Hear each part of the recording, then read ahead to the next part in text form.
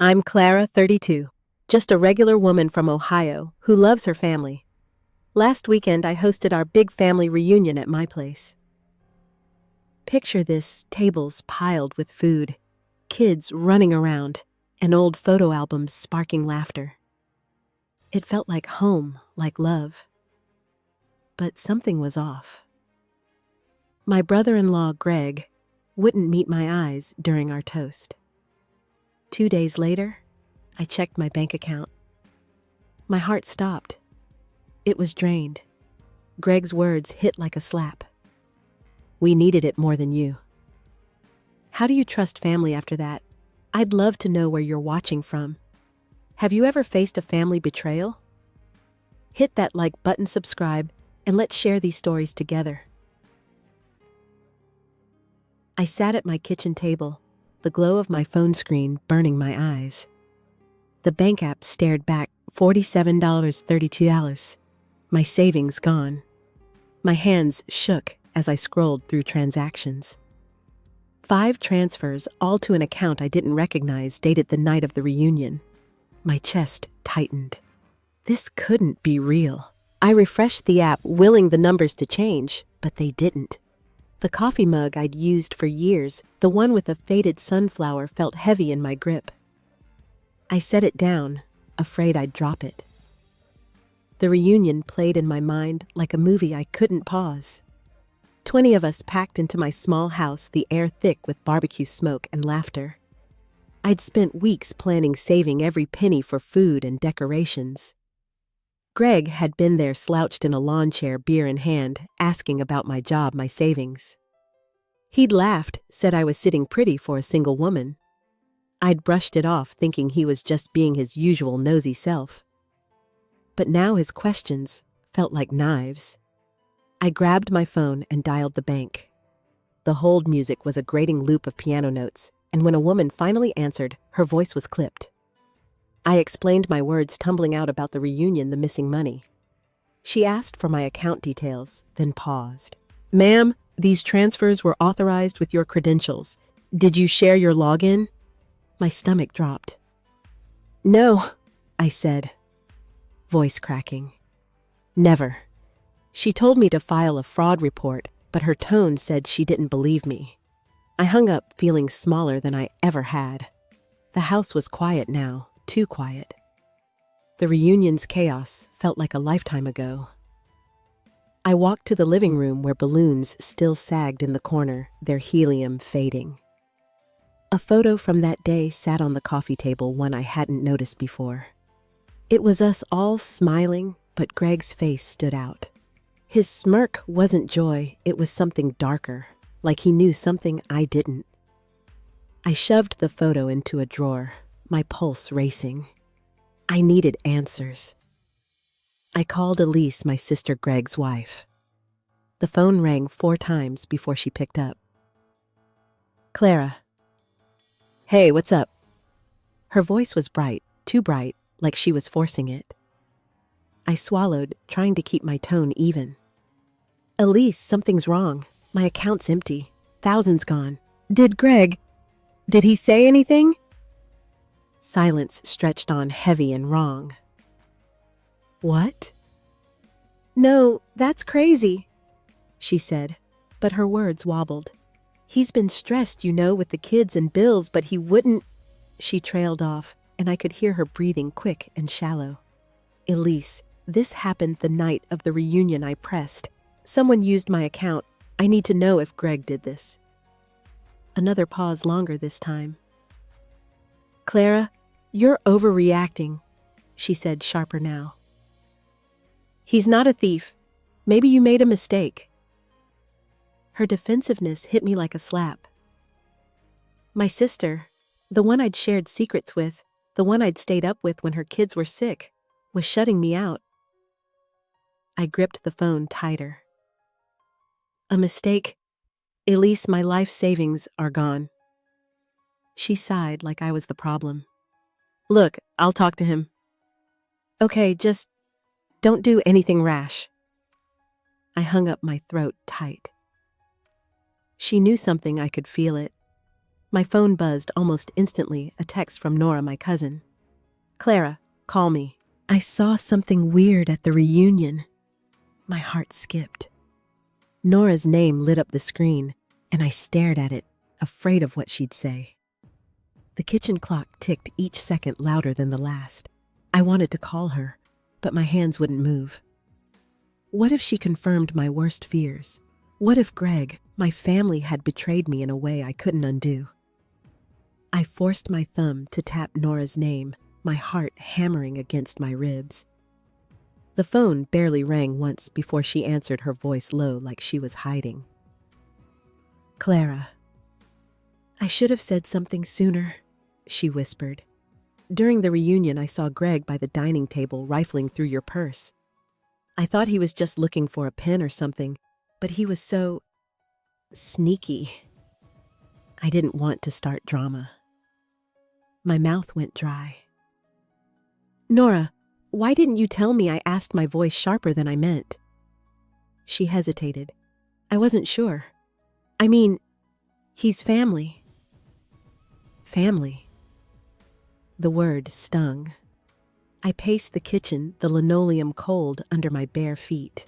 Nora's words painted a picture I couldn't unsee. Greg, with his sly grin, digging through my things while I was outside flipping burgers. I remembered my purse left on a chair during the chaos of serving dinner. My laptop, too, had been open on the counter, logged into my bank account to pay for last-minute groceries. I'd trusted everyone there. How could I have been so careless, Nora? I need you to be honest, I said, gripping the edge of the counter. Did you see him take anything? She sighed, and I could almost hear her guilt. I didn't see him take money. Clara, but he was holding your wallet, flipping through it. I asked what he was doing and he laughed it off, said he needed change for a soda. I let it go. I'm so sorry. Her apology felt like a weight, not a relief. I thanked her, hung up, and sank into a chair, my legs weak. The room spun as I tried to piece it together. Greg's questions about my savings, his hovering near my laptop, and now this. It wasn't a coincidence. I opened my purse, dumping its contents onto the table: receipts, a half-empty pack of gum, my keys. My wallet was there, but something felt off. I checked the card slots. My debit card was slightly askew, like it had been pulled out and shoved back in a hurry. My breath caught. Had he used it? Copied it? I didn't know how these things worked, but the thought made my skin crawl. I called Elise again, my hands trembling so badly I nearly dropped the phone. This time, she didn't pick up. Her voicemail chirped bright and cheery, a mockery of how I felt. "Elise, it's me," I said, my voice tight. Nora saw Greg with my wallet at the reunion. "My account's empty, and I know he's involved. Call me back, please." I hung up, staring at the phone, willing it to ring. It didn't. The silence was louder than any answer she could have given. I stood and walked to the sink, splashing cold water on my face. The mirror above it showed a woman I barely recognized. Eyes red, jaw clenched, hair falling loose from its bun. I'd always been the one to hold things together, paying for the reunion, hosting, everyone keeping the peace. And for what? To be robbed by my own family. My fingers curled into fists. I needed to see Greg, to look him in the eye and hear him explain this. If Elise wouldn't talk, he would. I grabbed my keys and headed for the door, but my phone buzzed again. Another text from Nora. "Clara, be careful. Greg's been acting weird since the reunion. I don't trust him." My stomach twisted. Weird how I wanted to ask, but my car was already in sight, parked crookedly in the driveway. I had to confront him no matter what Nora meant. The drive to their house would take 20 minutes, plenty of time to rehearse what I'd say. But as I turned the key in the ignition, a cold certainty settled over me. Whatever Greg said, it wouldn't fix the crack he'd just put in my family. The drive to Elise and Greg's house felt endless. my old car rattling over potholes as I gripped the wheel. My knuckles were white, my thoughts a blur of Nora's text and Elise's silence. The gas gauge hovered near empty, a reminder of the car repairs I'd planned with my savings. Now that money was gone, and I was chasing answers from the one person I never thought I'd have to confront. Their house came into view, a tidy ranch style with a tricycle tipped over in the yard. I parked, my heart pounding like a drum. I knocked, and Elise opened the door, her face, pale eyes darting past me like she expected someone else. "Clara, what are you doing here?" she asked, her voice thin. I stepped inside, without waiting for an invitation, the smell of fresh coffee hitting me. Greg was sprawled on the couch, a beer in hand, the TV blaring some game show. He didn't even look up. "We need to talk," I said, my voice steadier than I felt. Elise fidgeted, smoothing her apron, but Greg just snorted, eyes still on the screen. "Talk about what your little bank drama." My blood boiled at his tone, casual, like he was mocking me. I took a breath, trying to keep my voice level. "My account's empty."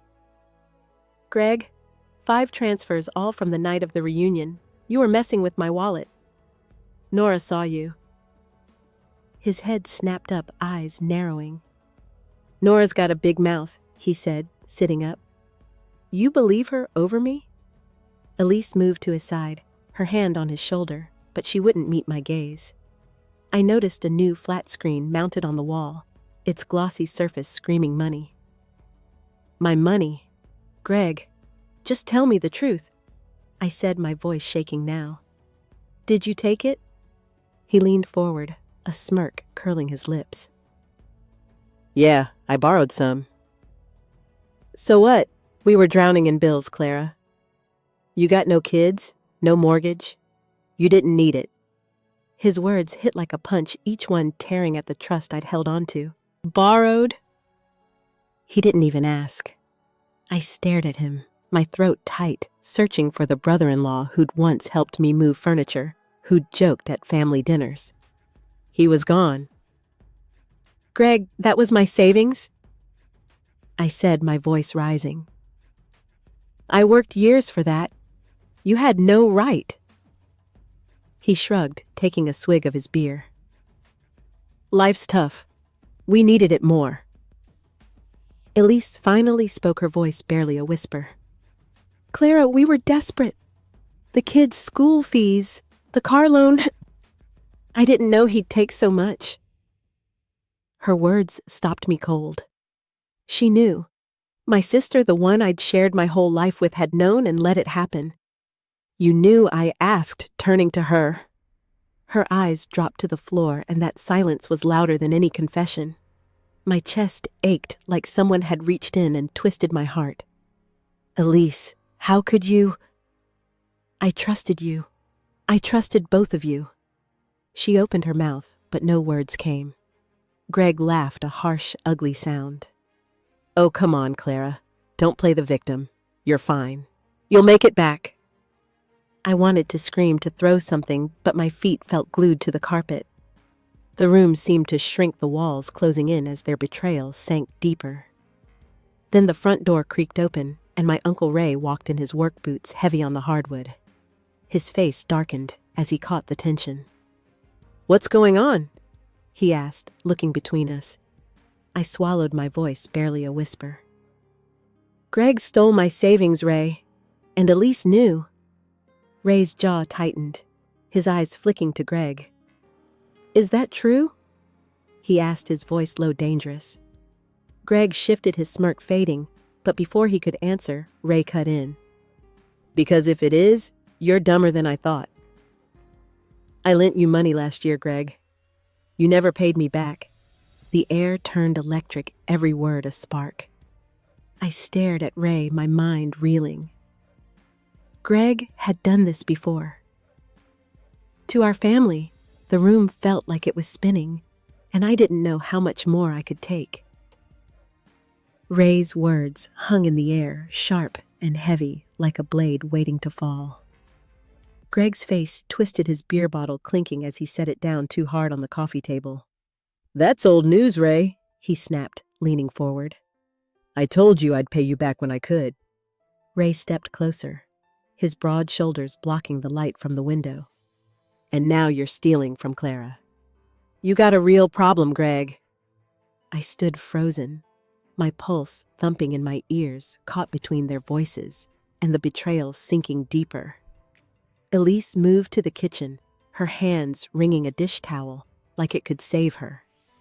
"Ray, stop," she said, her voice breaking. "This is a misunderstanding. Clara, tell him it's not what it looks like." I stared at her, my sister begging me to lie for her. My throat burned. "It's exactly what it looks like," I said, each word cutting. "You let him take everything I had, Elise. You stood by and watched." Her eyes welled up, but she didn't deny it. Instead, she turned away, busying herself with a stack of plates on the counter. The clatter of ceramic was deafening in the silence. Greg stood pacing now, his sneakers scuffing the floor. "You're blowing this out of proportion," he said, pointing at me. "You think you're so perfect? Clara always playing the good sister. You don't know what it's like scraping by with kids who need things you'll never understand." His words stung, not because they were true, but because they twisted my life into something small, selfish. I'd worked doubles at the diner, saved every tip, lived in a cramped house just to keep my head above water. And he thought I didn't understand struggle. I opened my mouth to fire back, but Ray cut in, his voice low and steady. "Don't turn this on her, Greg. I know your type. You borrowed from me, from my brother, even from Helen years back. You're a leech." The room seemed to shrink, the air thick with accusations. I hadn't known about Helen, my aunt, the one who'd baked pies for the reunion, her hands trembling from age.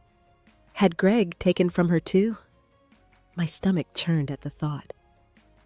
I looked at Elise, hoping for some sign she'd speak up, defend our family, but she just stared at the floor, her shoulders hunched. Her silence was worse than Greg's excuses. "Elise, say something," I said, my voice cracking. "You're my sister. How could you let this happen?" She flinched, but her lips stayed sealed. Greg stopped pacing, his eyes glinting with something cruel.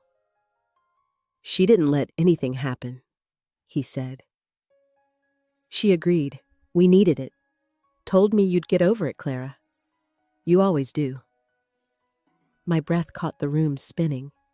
Elise had agreed. My sister, who I'd driven to the hospital when her son broke his arm, who I'd lent money to for her wedding dress, had decided my life didn't matter. I stumbled back, my hip brushing the arm of the couch. The new TV gleamed in the corner, its price tag screaming in my mind. They'd bought that with my money, my future, while I was scrubbing dishes to afford gas. My eyes burned, but I refused to cry, not here, not in front of them. Ray put a hand on my shoulder, his grip firm. "Clara, you don't have to listen to this," he said. "Let's go." But I couldn't move. Greg's words echoed, each one a nail in the coffin of my trust. Elise's kids ran in from the backyard, their laughter jarring against the tension. My nephew, all of 6, tugged at Elise's apron. "Mom, can we have ice cream?" he asked, oblivious. She nodded, her face blank, and ushered them out. That moment, her caring for them while ignoring me, broke something inside. I wasn't just betrayed. I was invisible. Ray's hand tightened on my shoulder. "Clara," he said again, softer. I shook my head, my voice barely a whisper. "I need to know why, Ray. Why they thought this was okay." Greg laughed, a short, bitter sound. "Because you're easy, Clara. You forgive. You always have." His words landed like a slap, and I felt the weight of every time I'd let things slide, every time I'd smiled to keep the peace. The room was suffocating, their faces blurring as my anger and pain coiled tighter. ready to snap. I barely slept that night, my mind churning with Greg's sneer and Elise's averted eyes. By morning, my resolve had hardened like clay in a kiln.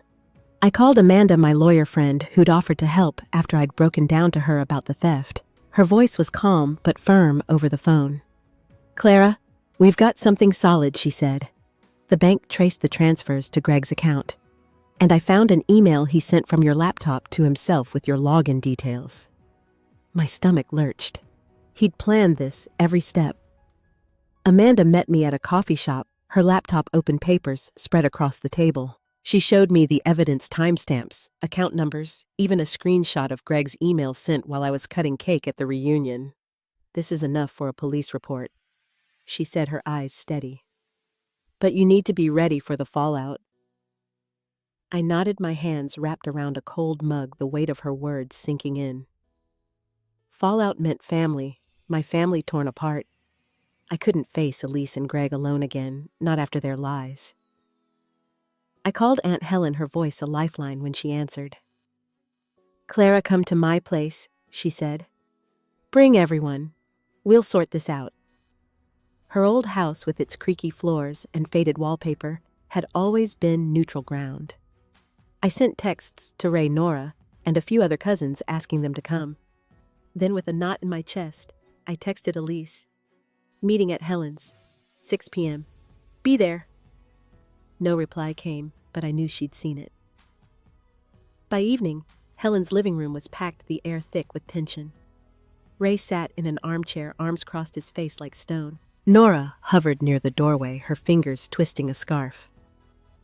Two cousins, Lila and Marcus, whispered on the couch, their eyes darting to me. Helen stood by the fireplace, her frail frame steady, her presence anchoring us. I clutched a folder Amanda had prepared, the evidence inside burning a hole through my resolve. Elise and Greg arrived last, slipping in as the clock struck 6. Greg's jaw was tight, his hands shoved in his pockets. Elise clutched her purse, her eyes red-rimmed like she'd been crying. I wanted to feel sorry for her, but the ache in my chest wouldn't let me. Helen cleared her throat. "Clara, go ahead," she said, her voice gentle but commanding. I stood, my legs shaky, the folder heavy in my hands. I didn't want it to come to this. I started, my voice low but clear. But Greg stole my savings. 5 transfers, all to his account the night of the reunion. I opened the folder, passing out copies of the bank records. Gasps rippled through the room. Lila's hand flew to her mouth. Marcus leaned forward, scanning the pages. Greg shifted, his face reddening, but he didn't speak.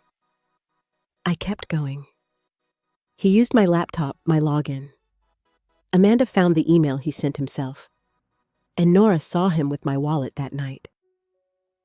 Nora nodded, her voice small but firm. "It's true. I saw him digging through Clara's purse by the dining table. I should have said something then." The room seemed to tilt, every eye on Greg now. Elise's head dropped, her shoulders shaking. I wanted to stop, to spare her, but the truth was a current pulling me forward. "This wasn't a mistake," I said, my voice rising. "He planned it. He took everything I'd saved for my future." Greg surged to his feet, his voice booming. "You're full of it, Clara. You think you're better than us, hoarding your money while we're struggling?" His words were venom, his finger jabbing the air. I was desperate. "Okay. You don't know what it's like watching your kids go without." The room fell silent, his outburst echoing. I stared at him, my heart splitting. He wasn't sorry. He was angry at me for daring to call him out. Elise's sob broke the quiet, her hands covering her face. "I told him not to," she whispered, barely audible. "But he said it'd be quick, that you'd never notice." My knees buckled and I gripped the back of a chair. She'd known every detail, every step, and still let it happen. My sister, my blood, had chosen him over me. The folder slipped from my hands, papers scattering across the floor, and I felt the world crack open beneath me. The scattered papers lay like broken glass at my feet, each one a shard of my trust. Greg's voice still rang in my ears, his anger a wall I couldn't break. I looked at Elise, her face buried in her hands, and felt a hollow ache where my love for her used to be. The room was a pressure cooker, every breath heavy with judgment. Ray stood, his fists clenched, glaring at Greg. "You're a disgrace," he said, his voice cutting. "Stealing from your own family. You're no better than a stranger." Greg laughed, a jagged, desperate sound that made my skin crawl. "Family," he spat, turning to Ray. "You all act like Clara's some saint, but she's just as selfish. She could have helped us, but no. She kept her precious savings locked away." His words were a knife twisting deeper with every syllable. Selfish, I'd given everything, my time, my home, my heart for this family.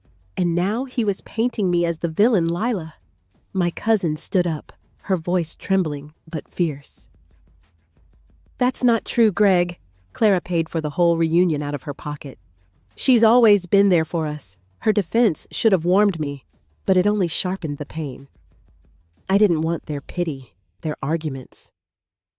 I wanted my sister to look at me to explain why she'd let this happen. But Elise stayed curled into herself, silent, her betrayal louder than any words. Marcus, usually quiet, spoke next, his voice low. "Greg, you took from me too. Last year, you said you needed a loan for your car. I never saw a dime back." My head snapped toward him, a new wave of shock crashing over me. "Marcus too." How many of us had Greg preyed on? The room erupted, voices overlapping, Lila's anger, Ray's accusations, Nora's soft sobs.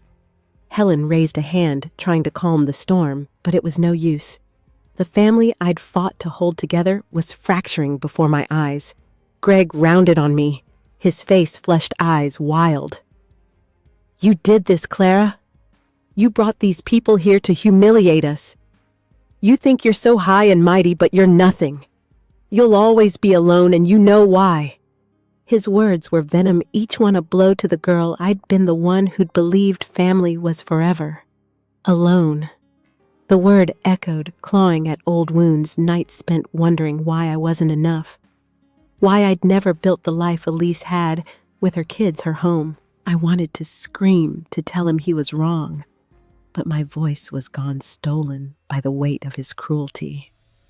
My eyes burned, but I wouldn't let him see me break.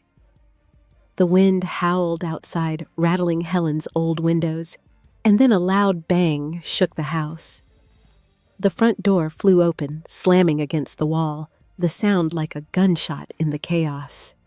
Everyone froze, startled, as cold air rushed in, carrying the scent of rain. I stood there, my chest heaving, Greg's words looping in my mind. Elise finally looked up, her eyes meeting mine for the first time. But there was no apology, no regret, just fear. Fear of what me? The truth. The room felt like a trap, every face a mirror reflecting my pain. Nora reached for my hand, but I pulled away, my heart a raw, bleeding thing. I'd come for answers, but all I'd found was a family I didn't recognize, a sister who'd chosen a thief over me, and a truth that left me hollow. The cold air from the open door still lingered in Helen's living room as I walked out, my legs unsteady, but my mind clear for the first time in days. Greg's words. His accusation that I'd always be alone burned in my chest. But they didn't break me. Not this time. I drove home through a drizzle, the wipers squeaking, my hands tight on the wheel. The house was dark when I got there, but I didn't turn on the lights. I needed the quiet to think, to plan. By morning, I was on the phone with Amanda, my voice calm but firm. "I want to file the police report," I said, pacing my kitchen. "And the civil claim, whatever it takes." She didn't hesitate. "I'm with you, Clara. Meet me at the station at 10. I hung up, my pulse steady, a spark of something new igniting inside me. I'd spent years swallowing my anger, smoothing things over for family, but not anymore. Greg had crossed a line, and Elise's silence had pushed me over it. At the police station, the fluorescent lights buzzed overhead, making my head throb. Amanda sat beside me, her briefcase open papers, neatly stacked. The officer, a tired-looking man with a gray mustache, listened as I explained the reunion, the transfers, Greg's email, Nora's witness account. My voice didn't waver even when I described Elise's complicity. This was my savings, I said, handing over the bank records, everything I had for a better life. The officer nodded, jotting notes, his pen scratching the paper. We'll need to interview the suspect, he said. You're sure you want to press charges? I swallowed, picturing Elise's kids, their innocent smiles. A flicker of doubt crept in, but I pushed it down. Yes, I said, my voice like steel. Amanda squeezed my arm, her eyes proud. We spent hours there signing forms, answering questions. My stomach growled, but I ignored it, fueled by a resolve I hadn't known I had. When we left, the sky was gray, but I felt lighter, like I'd shed a weight I'd carried too long. Back home, I found a voicemail from Elise, her voice shaky. Clara, please don't do this. The kids, they'll lose their dad. We can work this out, I swear. I deleted it, my jaw tight. Work it out. She'd had her chance to make this right, and she'd chosen Greg's lies. I sat at my desk, sorting through bills, my car payment overdue now that my savings were gone. The numbers blurred, but I kept going, refusing to let panic win. I'd figure it out. I always had. Then I opened a drawer, searching for a pen, and found something else, a letter yellowed and folded in my dad's handwriting. My breath caught. He'd died when I was 20, but his words were still sharp, like he was sitting beside me. Clara, don't let anyone dim your light, he'd written. Stand tall, even when it hurts. I traced the ink tears pricking my eyes. He'd believed in me always. I tucked the letter into my pocket, a quiet strength settling in my bones. My phone buzzed, a text from Nora. Clara, I need to tell you something. Greg called me last night, told me to keep my mouth shut about the reunion. He sounded unhinged. My heart skipped. Unhinged? I texted back, asking her to meet me tomorrow, but her words lit a fire. Greg thought he could intimidate us, control us. He was wrong. I grabbed my keys, my mind racing. There was one more thing. I could do something risky, but necessary. I needed proof, something undeniable, and I knew exactly where to get it. I drove to the diner on the edge of town, the one Greg frequented, its neon sign flickering in the dusk. Nora's text about his threats had lit a fuse in me, one I hadn't known was there. I wasn't the Clara who'd let things slide, who'd smiled through family slights. Not anymore. My phone, tucked in my jacket, was set to record a plan forming as I parked. If Greg was unhinged, he might slip, and I needed his words raw and undeniable to seal my case. Inside, the diner smelled of grease and burnt coffee, the jukebox humming a tired country tune. Greg sat at the counter, hunched over a burger alone. My heart thudded, but I slid onto the stool beside him, my hands steady. He glanced up, his eyes narrowing. What do you want, Clara? He asked, his voice low, like he was daring me. I leaned in, keeping my tone even. I want to understand, Greg. Why me? Why my money? He scoffed, wiping his mouth with a napkin. You're like a dog with a bone. Let it go. But I didn't flinch. I thought of Dad's letter, his words about standing tall, and pressed on. You took everything I had. You threatened Nora to keep quiet. I deserve to know why. His jaw tightened, and for a second I saw a flicker of something, guilt maybe, or fear. Then it was gone, replaced by that familiar smirk. You really want to play this game? He said, leaning closer. Fine. I took it because I could. You left your laptop wide open, your wallet out. You made it easy. My breath caught, but I kept my face blank, letting him talk. The phone in my pocket hummed silently, capturing every word. Elise didn't want me to, he went on, his voice bitter. Said you'd make a fuss, but I knew you'd cave like always. You're soft, Clara. Always have been. His words were meant to wound, but they didn't. Not this time. They were fuel, each one stoking the fire in my chest. I nodded, slow and deliberate. So you planned it. You used my trust against me. He shrugged, taking a sip of his soda. Call it what you want. I did what I had to for my family. His arrogance was staggering, but I stayed calm, my voice almost gentle. Your family, not mine. He froze, his eyes searching mine like he'd expected me to crumble. But I didn't. I stood, sliding $1 onto the counter for the untouched coffee in front of me. Thanks for the truth, Greg, I said, my voice steady. It's all I needed. I walked out, the cool evening air hitting my face as I stopped recording. My hands shook, not from fear, but from the weight of what I'd done. I'd faced him alone and gotten what I needed. The parking lot was quiet, the diner's glow fading behind me. I climbed into my car, locking the doors, and played back the recording. Greg's voice filled the silence, every word a nail in his own coffin. I saved the file, my heart racing, but sure. Back home, I found another text from Elise, longer this time. Clara, I'm sorry. I was scared. Greg's debts were crushing us. Please drop the charges. For the kids. I stared at the screen, my thumb hovering over the reply button. Part of me wanted to call her to hear her voice, to find my sister in this mess. But the other part, the part that had sat across from Greg and refused to break, knew better. I set the phone down unanswered. I walked to my bedroom, the floorboards creaking under my steps. On the nightstand sat a small clay figurine, a gift from Dad when I was 10, shaped like a bird taking flight. I picked it up, its cool surface grounding me. I wasn't soft, not anymore.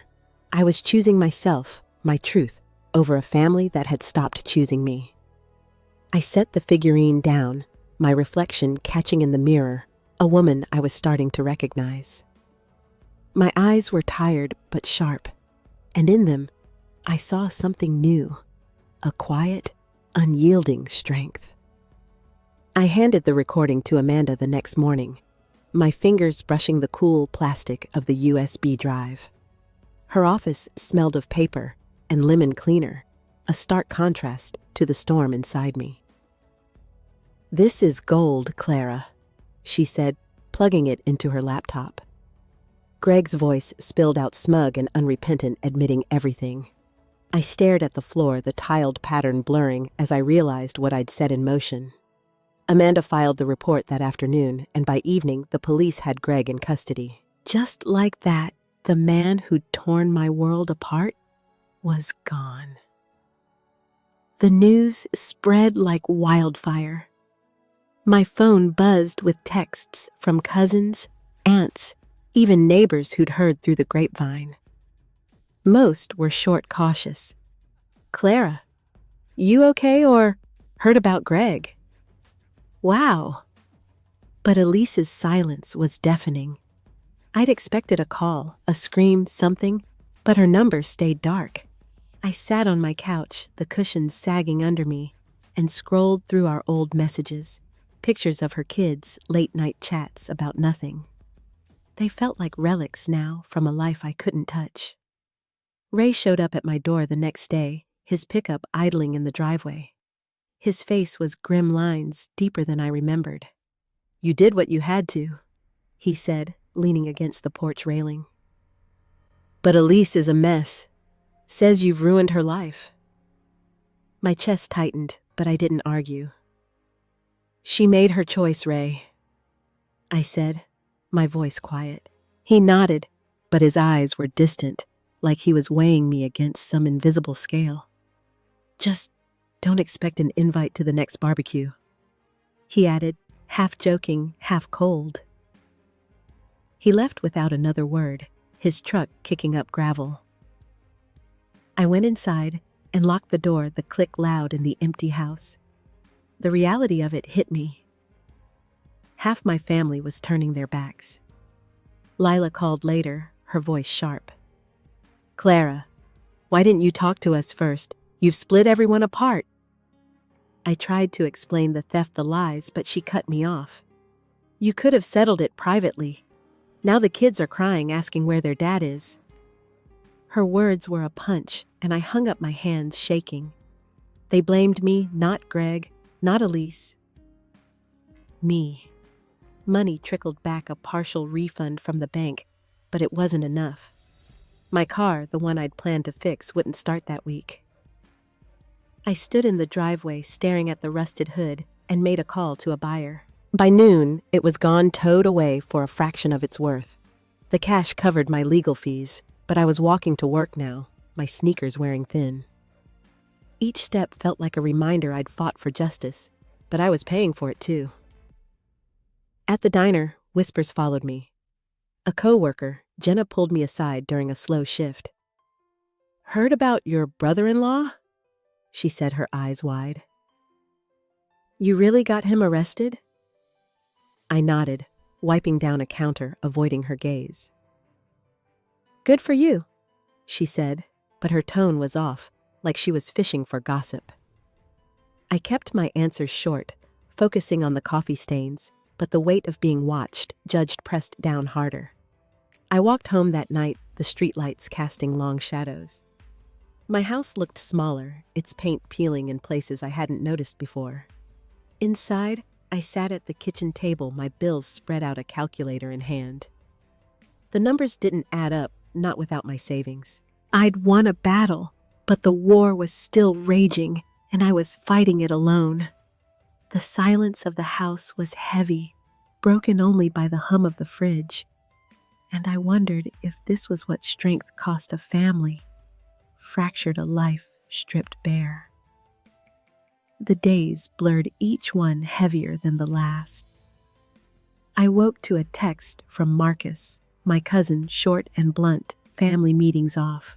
Nobody wants the drama." I stared at the words, my coffee cooling untouched on the counter. They'd canceled our annual gathering, the one I'd always hosted, because of me. The sting wasn't anger, it was something quieter, like a door closing I couldn't reopen. I set the phone down and walked to the window, watching leaves skitter across the lawn, caught in a wind I couldn't feel. Work was no escape. Lila's gossip had spread, and now customers at the diner glanced at me differently. Their smiles tight, their tips smaller. One, regular, an older man named Tom, asked point blank, "You really put your sister's husband in jail?" I nodded, stacking plates, my face blank. He shook his head, muttering about family loyalty. I kept moving, wiping tables, but his words clung like damp air. Loyalty. To whom? The man who'd stolen my future. The sister who'd watched Nora called that afternoon, her voice soft but urgent. "Clara, I'm with you, okay? But people are talking. They say you're tearing the family apart." I stood in the break room, the hum of the vending machine drowning out her pause. "Let them talk," I said, my voice flat. She hesitated, then added, "Elise won't come to Helen's anymore. Says it's too hard." I closed my eyes, picturing Helen's kitchen, the heart of our family, now empty of my sister. "Thanks for telling me," I said, and hung up my throat tight. I stopped checking my phone after that, the silence from Elise louder than any argument. The recovered money sat in my account, a fraction of what I'd lost, mocking me with its inadequacy. I paid the electric bill, bought groceries, but the math was relentless. Rent was due, and my shifts weren't enough.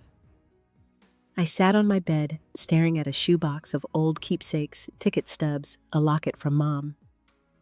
Selling them crossed my mind, but I couldn't. They were all I had left of a life that felt whole. Helen invited me over that weekend, her garden in bloom, rows of marigolds bright against the gray sky. We worked side by side, pulling weeds, the dirt cool under my fingers. "You did right, Clara," she said, not looking up. "But it's okay to hurt." Her words cracked something open, and I focused on the soil, afraid to speak. We planted a new row of seeds, pressing them into the earth, a small act that felt like defiance against the chaos. But even Helen's kindness couldn't fill the void left by Elise's absence. Back home, I found a note slipped under my door. No signature, just a scrawled line. "You should have let it go." My pulse quickened, but I didn't call anyone. I tucked the note into a drawer, its weight settling beside the ache in my chest. The house was too quiet, the walls holding echoes of a family that no longer existed. I stood in the doorway, my shadow long across the floor, and felt the truth settle. I'd fought for myself, but the cost was a loneliness I hadn't known I could bear. I moved into a smaller apartment that week, a one-bedroom with thin walls and a view of the neighbor's laundry line. The boxes were still unpacked, stacked against the bare walls, but I didn't mind. The quiet felt different here, less heavy, like a blank page.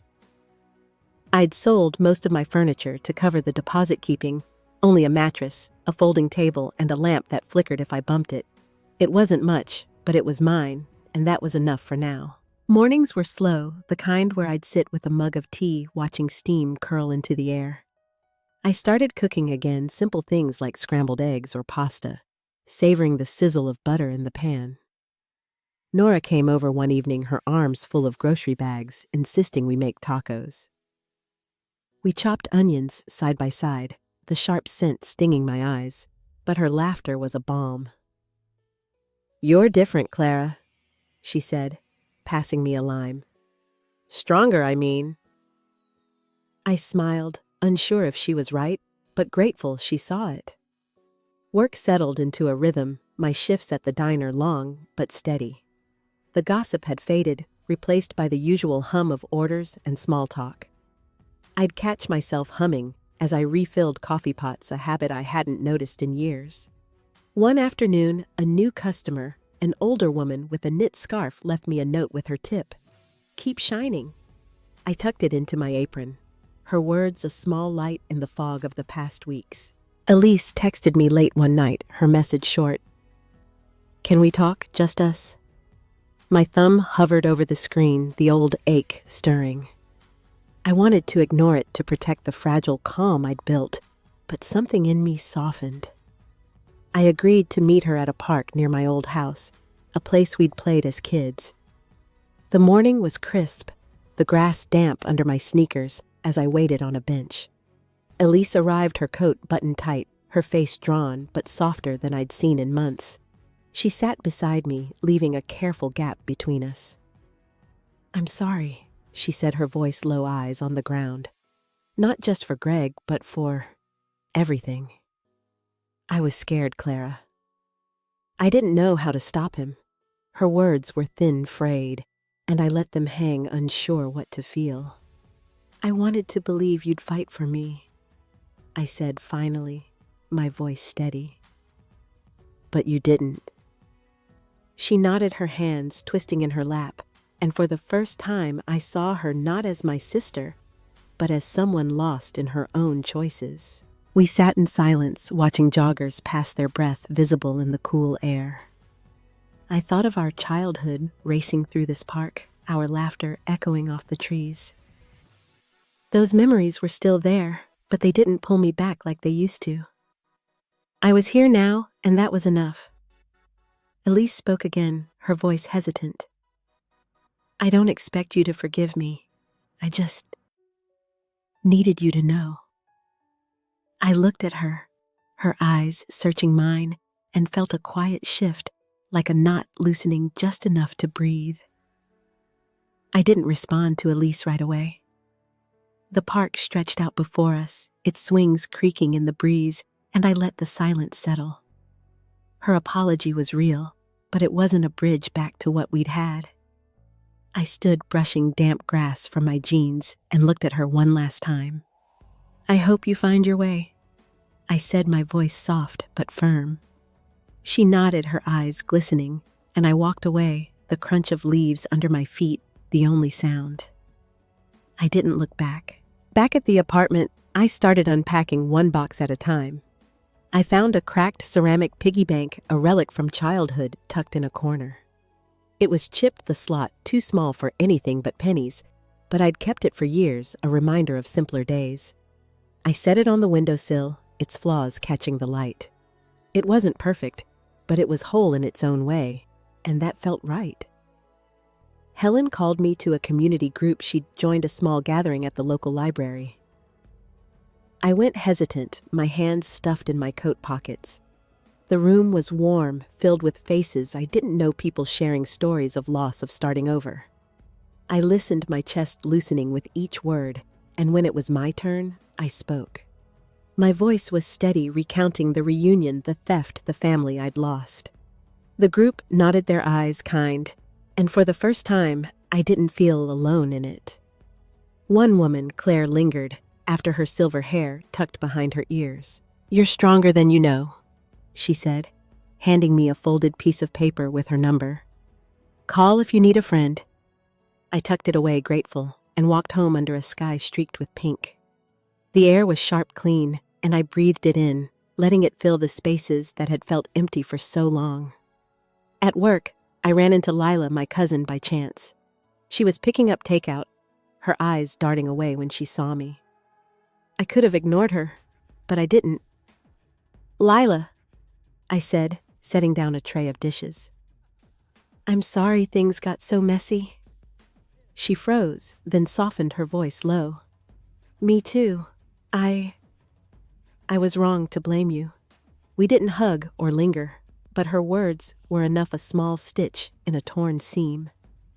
That night, I sat at my folding table, a notebook open, scribbling thoughts.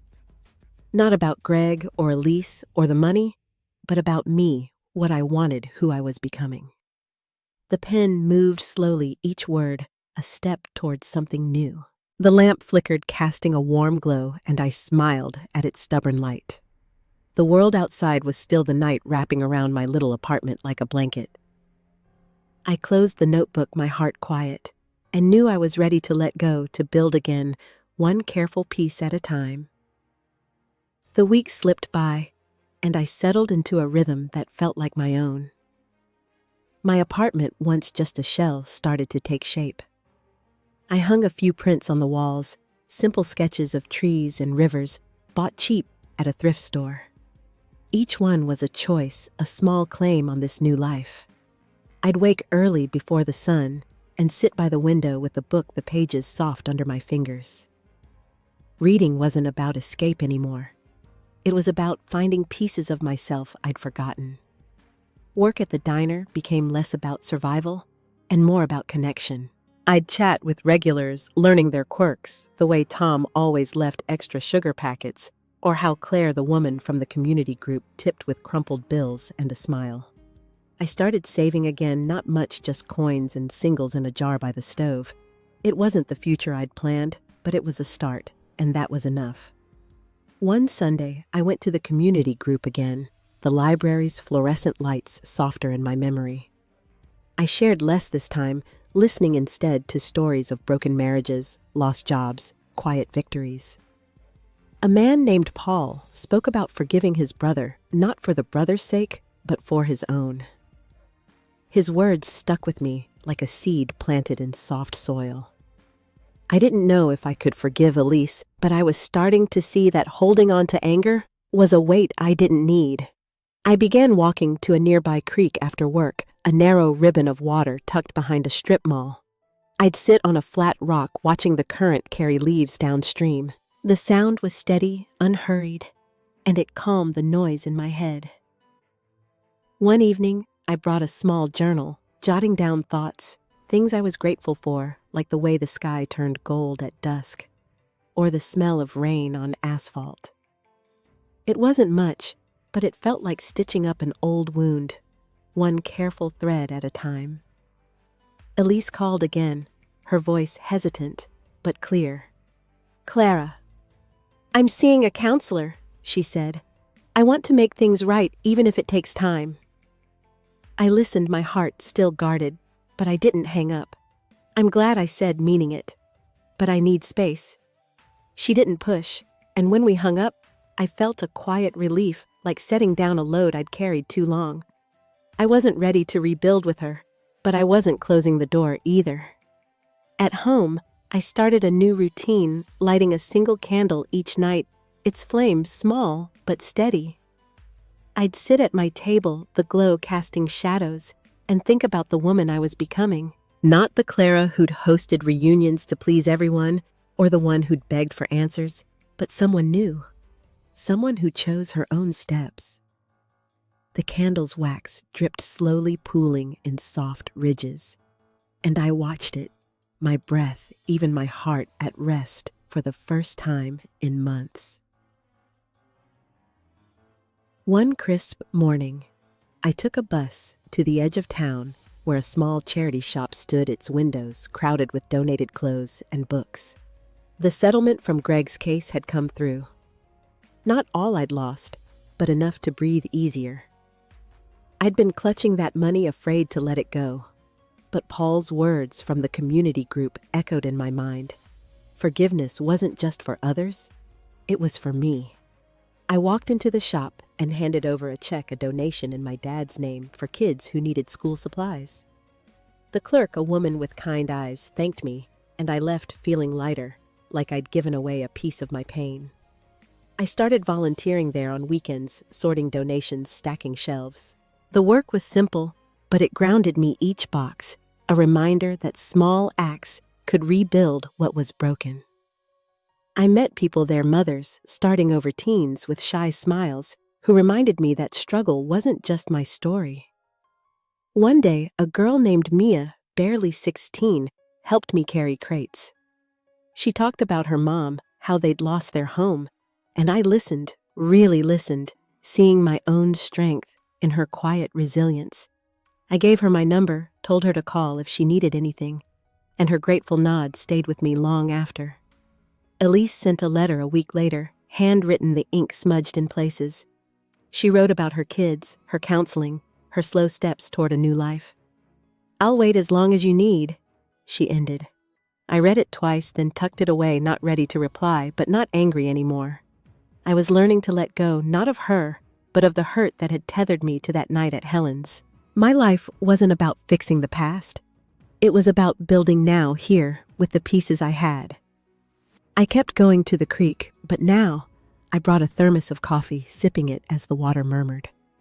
One evening, I saw a heron, its wings wide against the fading light, and I thought about freedom, not the loud kind, but the quiet kind, the kind you earn by choosing yourself. I wasn't the woman who'd begged for answers, nor the one who'd hosted reunions to prove her worth. I was Clara enough as I was, and that was the hardest, truest lesson I'd ever learned. The community group invited me to speak at their next meeting, a chance to share my story with new faces. I stood in that library room, my voice steady, and told them about the reunion, the theft, the family I'd lost and found again in strangers. They listened, some nodding, others wiping tears, and I realized I wasn't just healing myself, I was lighting a path for them too. When I finished, Claire hugged me, her scarf soft against my cheek, and I knew I'd found a home in these moments, these people. I hung a frame in my apartment that week, not a picture, but a blank canvas, a promise to myself. It sat above my table, catching the morning light, a reminder that my story wasn't done. I'd learned that strength wasn't about winning or being right. It was about standing up even when your hands shake and choosing to keep going, even when the world says stop. That was my freedom, my truth, and I'd carry it forward, one steady step at a time. What's a moment that set you free, that made you choose yourself? I'd love to hear your stories in the comments to know what shaped your path. If this story touched you, please give it a like, subscribe for more, and share it with someone who needs it. Thank you for being here, for listening, for sharing this space with me. Here's to healing, to new beginnings, and to the quiet strength we all carry. Take care.